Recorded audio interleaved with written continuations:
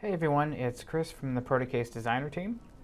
In the following tutorial, I wanted to show you a few different ways to create a standard vent slot inside the Protocase Designer software. So I'm going to go over 3 different ways to make the vent cutout: inside the face editor using the grid, inside the face editor without a grid and using a measurement feature, and manually by creating a custom cutout using the path tool with lines and arcs. And before we start, ensure that you have your measurements of your vent cutout before creating them, as once the cutout is made, you'll not be able to adjust its width and height. So first I'm going to start by selecting a template, and for this tutorial I'm going to create a U-shaped template and change the powder coat color to yellow so it's easier to see the cutouts.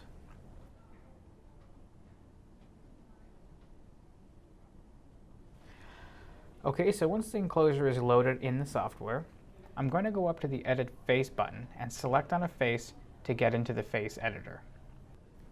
I'm going to turn on the grid plus the snap function.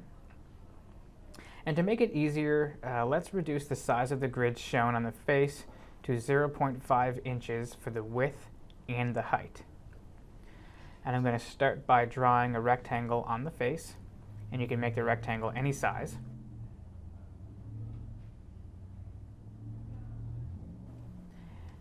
And then I'm going to draw a circle at the end of each rectangle and let the absolute top and bottom of the circle snap to the top and the bottom of the rectangle.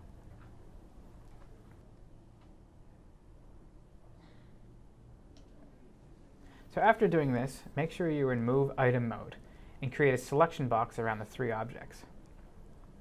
Right-click the highlighted shapes and then select Merge. And you're going to notice the vent cutout is now a complete cutout. So now we have finished the first step. You're going to hit Accept and Close, and then you can view the vent slot inside the 3D editor. So that's one way to make a vent cutout. Next, we're going to create a vent cutout without using the grid. So for this, we can select another side and hop back into the face editor. Go ahead and draw another rectangle, and again, the size and placement don't matter.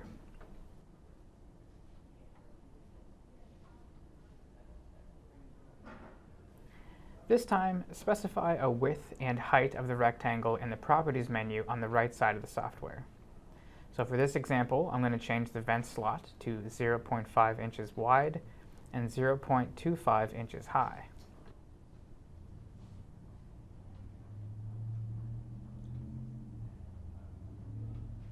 Now, I'm going to draw a circle at each end of the rectangle. And you're going to want to make sure that there's a space between all the shapes. This is going to make it easier when you're measuring the distance between them later. Then, we're going to change each of the circle's diameters to the same value as the height of the rectangle, which in this case is 0.25 inches.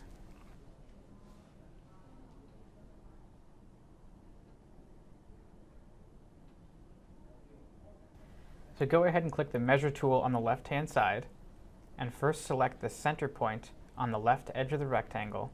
You'll see that it will turn green. Then select the center of the circle. Now go over to the right side in the Properties panel and change the distance value to 0.0. You're going to now notice that the circle is now merged into the left side of the rectangle. So repeat this step for the second circle to merge that one into the right side of the rectangle.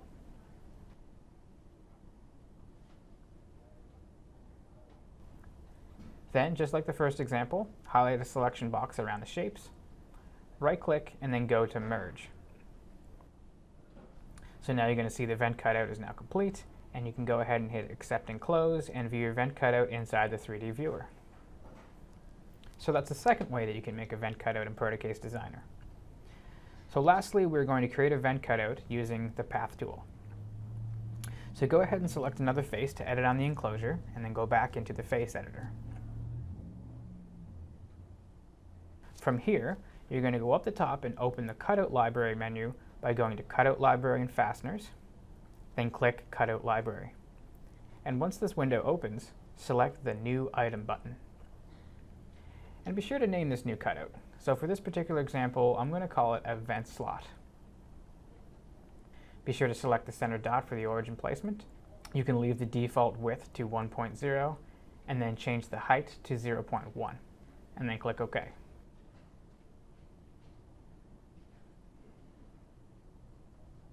Now be sure to change the size of the grid to something smaller. In this case, inside the grid dialog box, we're going to change the width to 0.1 and the height to 0.05. So now we're ready to create our event slot. So go ahead and choose the Path tool on the left side of the Create Draw menu. Be sure to snap to grid features on at this point because it's going to help accurately place your drawing points. So I'm going to go ahead and draw a line on the bottom edge.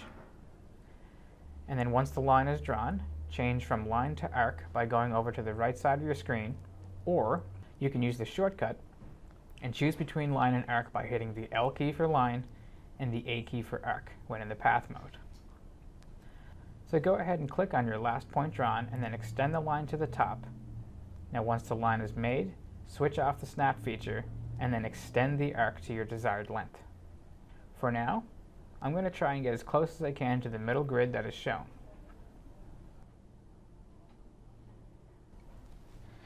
Now you're going to want to switch back to line by either hitting the L key on your keyboard or hitting it on the right side of the menu. And then turn on snap and then complete these steps again for the top and the left side of the vent, which will then close out the vent and make it a complete cutout.